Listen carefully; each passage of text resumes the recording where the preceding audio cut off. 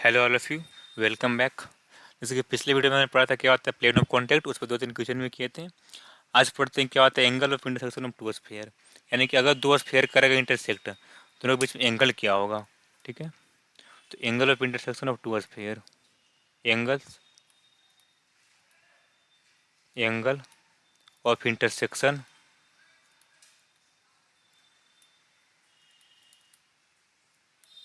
Of two sphere spheres. यानी कि अगर दो स्फीयर है और दोनों अगर कर रहे हैं आपस में इंटरसेक्ट, दोनों के बीच में एंगल कितना होगा, कैसे फाइंड करेंगे वो पढ़ते हैं। ठीक है, पहले समझते हैं कि आखिर कब कैसे एंगल फाइंड होता है। मान लो अगर कोई दो स्फीयर दिया है जो कि दोनों कर रहा है इंटरसेक्ट, ये वाला। ठीक है, एक स्फीयर ये वाला है और मान लो मेरा एक स्फीयर ये वाला है। ठीक है, ये वाला है। अब देखो ऊपर कर दो ऐसे, ठीक है ना, ऊपर कर दो। हाँ ठीक है, अब देखो ये मेरा स्फीयर पहला है, इसको बोल दो S1 और इसको बोल दो S2। S1 और इसको S2। अगर दोनों के बीच में फाइंड करना है एंगल, तो जो है ना पॉइंट ऑफ कॉन्टेक्ट जहाँ पे दोनों कर रहा है इंटरसेक्ट, यहाँ पे फाइंड करते हैं दोनों के बीच में angle between their planes, between their plane. जो मेरा ना ये वाला पॉइंट ऑफ कॉन्टेक्ट या फिर पॉइंट ऑफ इंटरसेक्शन, ये वाला point of intersection, point of intersection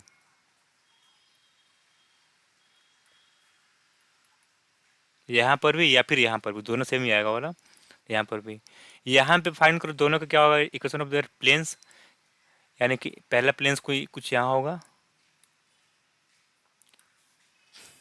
ये वाला ऐसे बना रहे हैं। ठीक है, यानी कि स्फीयर S1 पे मान लो कुछ देर के लिए इसको P बोल दो। क्या P बोल दो, पॉइंट P इसको। यानी कि अब देखो S1 स्फीयर पे पॉइंट P पे एक बना प्लेन जो कि होगा टेंजेंट प्लेन। ठीक है ना, यहाँ पे ऐसे। ठीक है,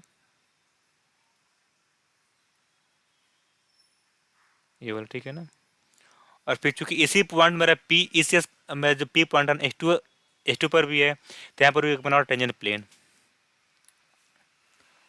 कुछ ऐसे बनेगा इसका।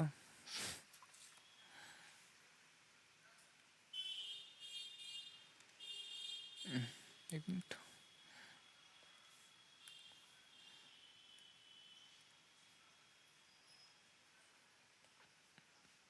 थोड़ा समझना। ठीक है ना, मेरा ये वाला प्लेन बन गया। अगर दोनों के बीच में फाइंड करना है एंगल देयर S1 और S2 के बीच में, तो बस फाइंड कर लो angle between their planes at their common point, at their common point. ठीक है ना, देयर कॉमन पॉइंट। अब देखो, अब मेरे इसको बोल दो प्लेन पाई 1, इसको बोल दो पाई 1 ब्लैक का जो बना है S1 स्फीयर पे, और इसको बोल दो पाई 2 जो गुलाबी कलर का है, पाई। ठीक है ना, अब चूंकि मेरे को फाइंड करना है angle between there pi 1 and pi 2, तो अब फाइंड करेंगे angle between there normals, between their normals. ठीक है ना, और चूंकि यहाँ से रेडियस स्फीयर 1 का जो रेडियस होगा ना मेरा प्लेन पे होगा परपेंडिकुलर, यानी कि यहाँ से मान लीजिए सेंटर होगा, यहाँ से ऐसे ड्रॉ करेंगे इस पे ऐसे एक लाइन इस पॉइंट ऑफ कांटेक्ट पे, यहाँ से, और फिर इसी प्लेन से मान लो मेरा कहीं अगर सेंटर यहाँ पे होगा स्फीयर का, यहाँ पे होगा। ठीक है ना, यहाँ पे होगा। इसको बोल दो C1, इसको बोल दो C2, इसको बोल दो R1 और इसको बोल दो R2। क्योंकि मेरे को फाइंड करना है एंगल बिटवीन टू स्फीयर, तो कैसे फाइंड होगा, जो अगर point of intersection common point ना वहाँ पे ड्रॉ करेंगे प्लेन, और फिर फाइंड करेंगे एंगल बिटवीन देयर प्लेन्स। और चूंकि एंगल बिटवीन प्लेन्स कैसे फाइंड होता है, एंगल बिटवीन देयर नॉर्मल से। और स्फीयर S1 का जो मेरा रेडियस है ना, वो मेरा 90 डिग्री बनाएगा प्लेन पाई 1 पर, और स्फीयर 2 का जो होगा ना वो मेरा बनाएगा 90 डिग्री आप प्लेन पाई 2 पे। तो हम लोग फाइंड कर लेंगे एंगल बिटवीन देयर रेडियस। ठीक है ना, बिटवीन द रेडियस, क्योंकि R1 और R2 दोनों प्लेन पे होगा परपेंडिकुलर, तो इसलिए हम लोग फाइंड कर लेंगे angle between R1 and R2। तो वही लिखते हैं अभी डिफिनेशन में।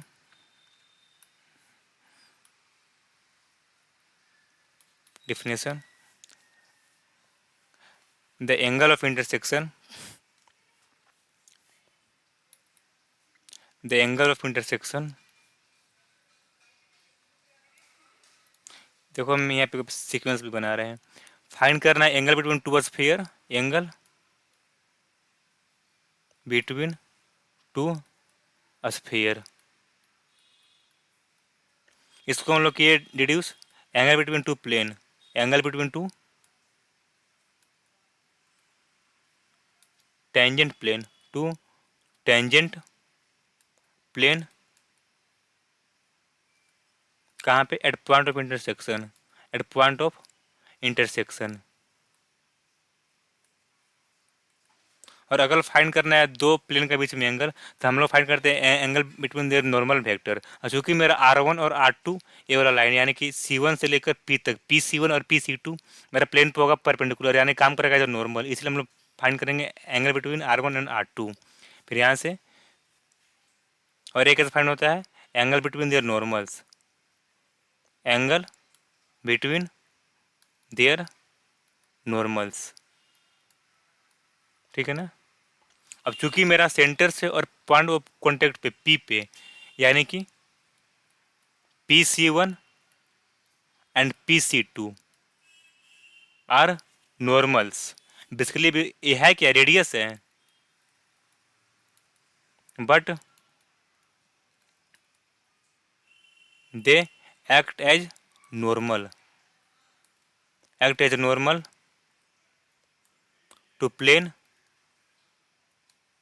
पाई 1 एंड पाई 2, ठीक है ना, प्लेन पाई 1 एंड पाई 2, ठीक है। यानी कि हमको फाइंड करना है अगर एंगल बिटवीन टू का स्फीयर, उसको हम लोग ये deduce angle between two plane, और फिर उसको किए हम लोग deduce angle between two normal में। फिर यहाँ से फाइंड किए PC1 और PC2, पर दोनों पे नॉर्मल है, इसलिए फाइंड करेंगे angle between their two radius. तो the angle of intersection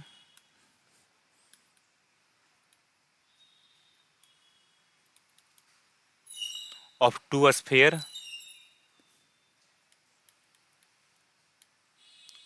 sphere at a common point, at a common point is the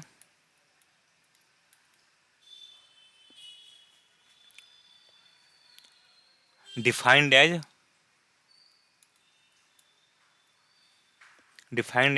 angle between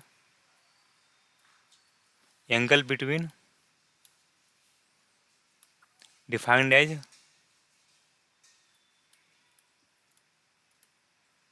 angle between tangent plane, tangent planes to them at that point, ठीक है ना, at that point। यानी कि the angle of intersection of two spheres at a common point is the defined as angle between tangent planes to them at that point, ठीक है ना। and angle between two planes and angle between tangent planes tangent planes is determined by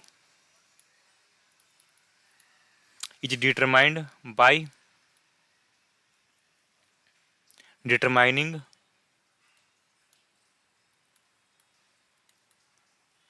angle between their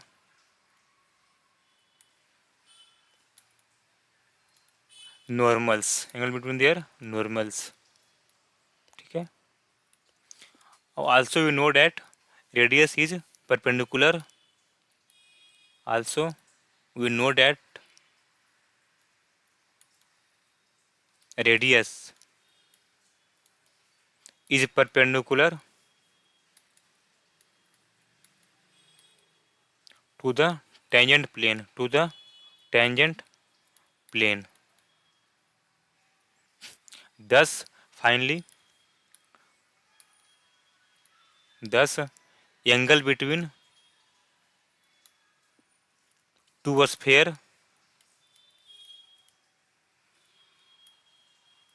is determined by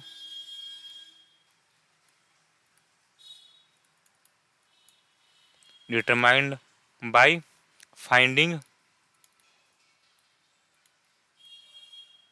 angles between angle between their radii, ठीक है ना, their radii, ठीक है।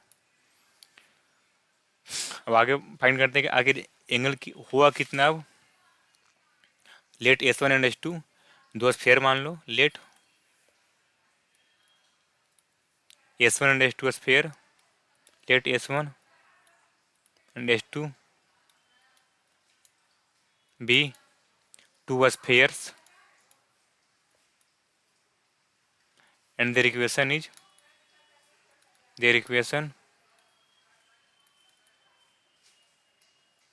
is S1 कितना है, x square plus y square plus z square plus 2 x plus 2, अच्छा यहाँ पे E1 कर दो, 2E1 x 2V1 y 2W1 z 2W1 z plus D1 equal to 0, इसको बोल दो पहला।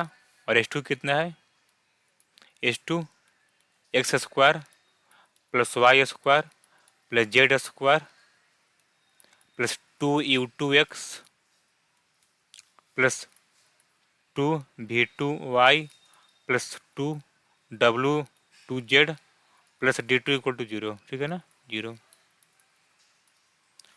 और let radius of a sphere S1 be R1 and S2 भी R2, जैसे फिगर में लिखे हैं यहाँ पे। इसका रेडियस R1 है स्फीयर S1 का, और उसका मतलब रेडियस R2 स्फीयर 2 का, स्फीयर S2 का, ठीक है ना, R2 है। एंड सेंटर मान लो -U -B -W1 and centre of S1 भी एंड सेंटर ऑफ S1 भी -E1 -V1 और -W1, ठीक है, W1। S2 कितना मान लो, S2 भी -U2 -V2 और -W2, -V2, एक मिनट, -V2 और -W2, ठीक है ना, W2। यानी मेरा C1 कितना होगा, -U, यहाँ पे C1 लिख लो -U और -U1 -V1 और -W1, ठीक है ना, W1। C2 कितना है, -U2 -V2 और -W2। अगर जगह तो लिख लो, नहीं तो छोड़ दो, -U2 -V2 और -W2, ठीक है ना। अब देखो, चूंकि फाइंड करना है एंगल बिटवीन R1 और R2 ना, तो इसको कुछ ज्वाइन कर दो, इस C1 को और C2 को ऐसे, ठीक है ना। इसको बोल दो D, D क्या बोल दो उसको, D। यहाँ पे देखो, अब केवल यहाँ पे मैं ट्रायंगल बना रहा हूँ, वो वाला मेरा, वो वाला ए वाला R1 है, मेरा ए वाला C1 है, और मेरा ए वाला R2 है। मेरा ए वाला फाइंड करना है, जिसको बोलते हैं थीटा। मेरा ए कितना है, D है, कितना है, D है। ये C2 है। मेरा C1 कितना है, -E1 -V1 और -W1। C2 कितना है, -U2 और -V2 और -W2, ठीक है ना, W2। अब चूंकि मेरे फाइंड करना है थीटा, मेरे को R1 और R2 तो दिया रहेगा ना, जब इक्वेशन बस फिर दे देगा तो वो वाला, तो कैसे निकलेगा, बाई कोसाइन रूल से। तो लिख लो कि लेट पहले let d with the distance, let d with distance between both centres, both centres. Then by cosine rule, क्या होता है cosine rule, then by cosine rule, then by cosine rule क्या होगा, cos theta is equal to, जिसके बीच में theta बन रहा है तो उस इन दोनों का पहले स्क्वायर करेंगे, जोड़ेंगे, यानी कि बन रहा है R1 से R2 से, यानी कि R1 स्क्वायर और प्लस R2 स्क्वायर, और लास्ट वाला जिसे नहीं बन रहा है उसका करते हैं स्क्वायर माइनस डी स्क्वायर, बटा में 2 टाइम्स जिसे बन रहा है उसका प्रोडक्ट, यानी कि R1 इंटू R2, ठीक है ना। ये तो कोसाइन रूल। या फिर और theta is equal to cos inverse R1 square plus R2 square minus d square बटा में 2 टाइम्स R1 इंटू R2, ठीक है ना, ये में थीटा आ गया। ठीक है। अब मेरे को R1 मालूम है, R2 भी मालूम है और D भी मालूम है, क्योंकि मेरा C1 मालूम है, मेरे को C2 मालूम है, तो हम D कितना का फाइंड कर लेंगे भाई डिस्टेंस फार्मूला से, बाकी सब मालूम ही है। मान लो थीटा अगर हो जाएगा 90 डिग्री, तो फिर क्या होगा, एक लिख लो क्रोलरी में, corollary if theta equal to 90 degree, if theta is equal to 90 degree, then क्या बोलते हैं, then both spheres are orthogonal, are orthogonal, orthogonal to each other, to each other, ठीक है ना। यानी कि दोनों कट करके आपस में 90 डिग्री पे आए, कट कट करेगा 90 डिग्री पे हो। Theta equal to 90 degree, then both spheres are orthogonal to each other. अब फिर यहाँ पे क्या होगा, देन कोस 90 फिर कितना हो जाएगा, 0, then cos 90 is equal to, then cos pi, cos 90 equal to 0, यानी कि date is R1² plus R2² minus D² बटा में 2 times R1 into R2 equal to 0। This implies that मेरा ऊपर वाला टर्म हो जाएगा 0। This implies R1² plus R2² minus D² equal to 0, या फिर और R1² plus R2² is equal to D², ठीक है ना, D²। मेरा R1 कितना होगा अब, डेट इज, और मेरा R कितना होता है, R is equal to √E² plus V² plus W² और माइनस D। यहाँ से मैं कितना हो जाएगा, R1² E1² और प्लस V1² प्लस W1² और माइनस D1, ठीक है। और प्लस मेरा R2 कितना आ जाएगा, U2² और प्लस V2² और प्लस W2 का square minus D2 equal to 0, ठीक है ना, इक्वल टू 0। इसको बंद कर दो उधर के बॉक्स में ऊपर वालों के, और इसको भी, दोनों काम देगा, ठीक है। इसको बोल दो स्टार, इसको बोल दो डबल स्टार, ठीक है। अब देखो, अब D, अच्छा इज इक्वल टू D² है ना, is equal to D² is equal to D², अब मेरा D कितना होगा, and D is equal to C1 C2, यही ना होगा, C1 C2, ये वाला D होगा मेरा C1 C2, C1 और C2। जैसे मान लो अगर ये वाला ए यहाँ पे है और B यहाँ पे है, तो क्या लिखते हैं इसको, AB is equal to this, और वैसे यहाँ पे C1 और C2, यहाँ पे लिख रहे हैं C1 C2 कितना होगा, by distance formula root under minus E1 का स्क्वायर और माइनस ऑफ माइनस U2, यानी कि प्लस U2 स्क्वायर और प्लस माइनस